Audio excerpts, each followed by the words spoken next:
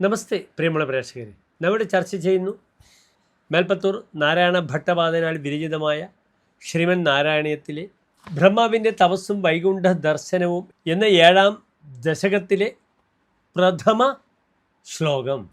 ഈ ശ്ലോകം ശാർദൂല വിക്രീഡിത വൃത്തത്തിലാണ് 10 ശ്ലോകങ്ങളും അദ്ദേഹം രചിച്ചിട്ടുള്ളത്. 7-ാം ദശകം, ഒരു ദശകം എന്നാൽ 10 ശ്ലോകങ്ങളുടെ കൂട്ടത്തിനാണ് ദശകം എന്ന് പറയുന്നത്. 100 ശ്ലോകങ്ങൾക്ക് ശതകം. ഇവിടെ 10 ശ്ലോകങ്ങളുടെ സമൂഹമാണ്. അതിലാദ്യത്തെ ശ്ലോകമാണ് നാം ചർച്ച ചെയ്യുന്നത്. ഏവം ദേവ ചതുർദശാത്മക ജഗദ്രൂപേണ ജാത പുനഃ തസ്യോർദ്ധം ഖലു സത്യലോകനിലയേ ജാതോസി ധാതാ സ്വയം യം ശംസന്തി ഹിരണ്യഗർഭം അഖിലത്രൈലോക്യജീവാത്മകം യോ ഭൂത് സ്ഫീതരജോ വികാര വികസൻ നാനാസി സൃച്ഛാസരഃ. ഇനി പ്രസ്തുത ശ്ലോകത്തിൻ്റെ പദച്ഛേദം ശ്രദ്ധിക്കുക.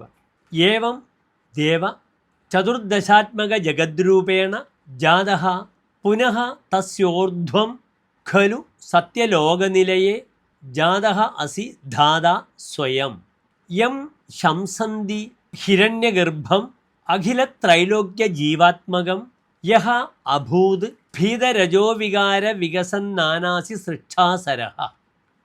ഇനി പ്രസ്തുത ശ്ലോകത്തിൻ്റെ അന്വയമാണ് നാം ചർച്ച ചെയ്യുന്നത്.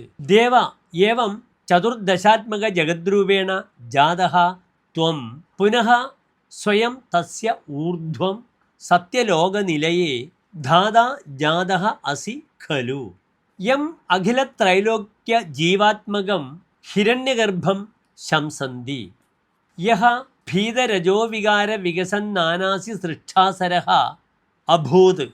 ഇനി ഈ ശ്ലോകത്തിൻ്റെ സാരാംശമാണ് നാം അടുത്തതായി ചർച്ച ചെയ്യുന്നത്. ശ്രദ്ധിക്കുക.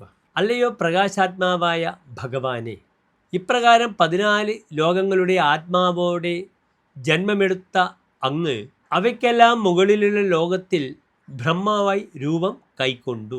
ത്രിലോകങ്ങളുടെ മുഴുവൻ ജീവാത്മാവായ ആ ബ്രഹ്മാവിനെ ഹിരണ്യഗർഭനെന്ന് പേര് പറയുന്നു. ആ ബ്രഹ്മാവാകട്ടെ രജോഗുണ വികാസ ഫലമായി ഒട്ടേറെ വസ്തുക്കൾ സൃഷ്ടിക്കുവാൻ കൗതുകമുള്ളവനായി ഭവിക്കുകയും ചെയ്തു. ഇതാണ് പ്രസ്തുത ശ്ലോകത്തിൻ്റെ സാരാംശം. നമസ്തേ.